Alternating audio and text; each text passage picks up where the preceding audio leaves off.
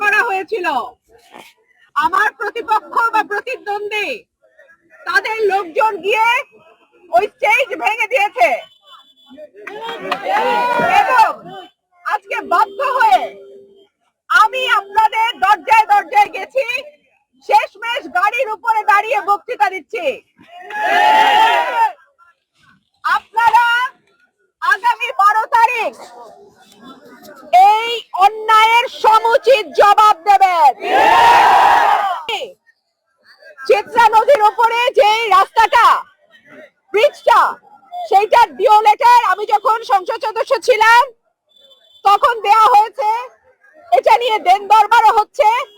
ইনশাআল্লাহ যদি আপনাদের ভোটে আল্লাহ আমাকে আরেকবার সংসদ সদস্য নির্বাচিত করে, রাস্তাঘাট সহ ব্রিজ কালভার্ট যা আছে আমি এই দুটো উপজেলার একটা নতুন রূপ দেব ইনশাআল্লাহ।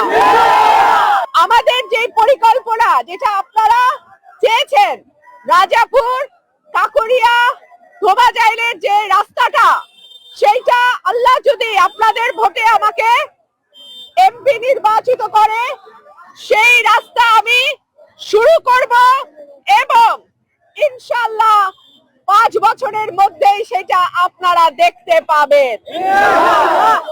প্রিয় ভাইরা আমার, আমরা এই নতুন বাংলাদেশে আর কোনো দুর্নীতিকে প্রশ্রয় দেব না।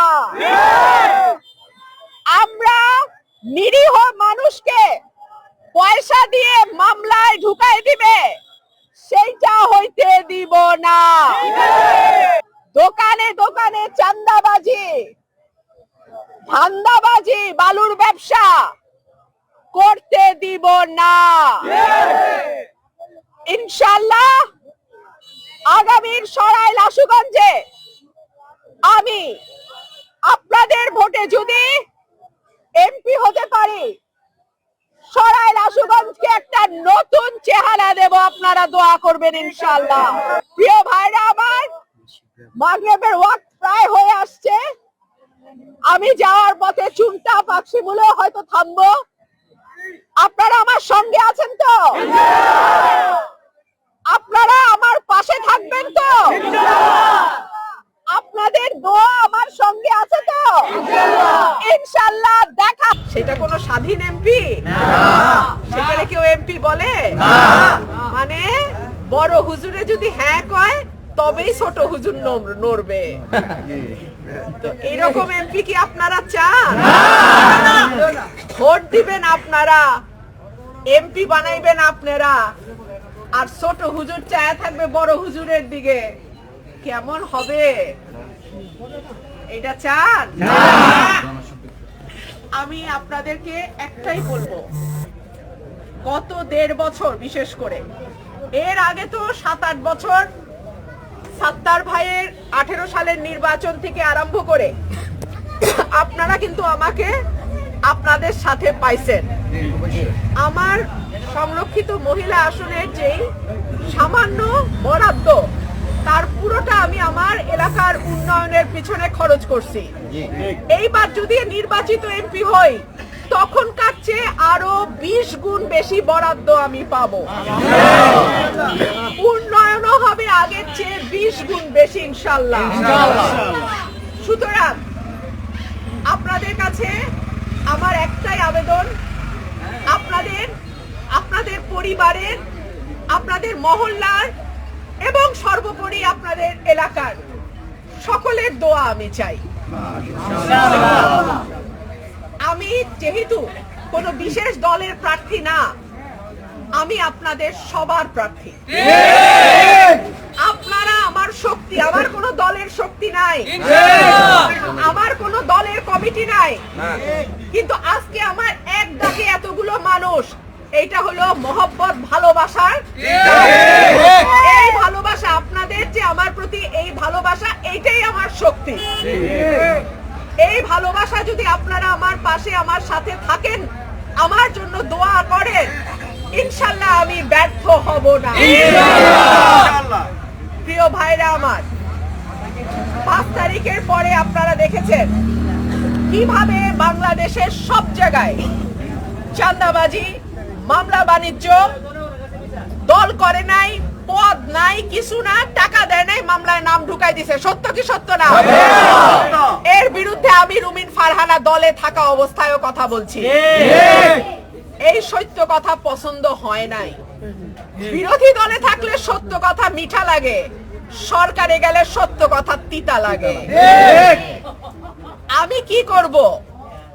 আমার কাজ সত্য বলা, আমি সত্য বলতেই থাকবো। যখন আজ থেকে 1 বছর আগে আমি চাঁদাবাজি নিয়ে বলছি, মামলা বাণিজ্য নিয়ে বলছি, বালু ব্যবসা নিয়ে বলছি, মাটি ভরাট নিয়ে বলছি, মানুষের দোকান দখল, ব্যবসা দখল নিয়ে বলছি, আমারে বলা হয়েছে এরকম করলে তো চলবে না, আপনার বিরুদ্ধে ব্যবস্থা হবে। এই যে দেখেন না, ব্যবস্থা হইল। 17 বছর যেই দলের পক্ষে কথা বলছি, সেই দল এখন ভাড়াটিয়া আনে নির্বাচন করার জন্য। লজ্জা লজ্জা।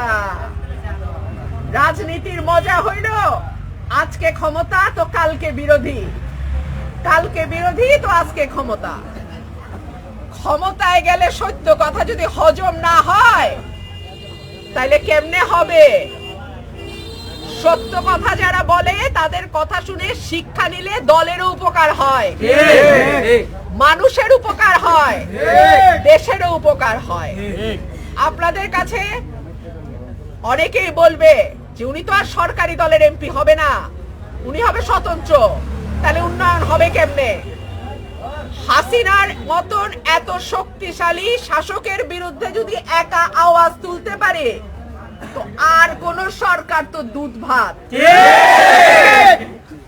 আর কোন সরকার তো দুধ ভাত।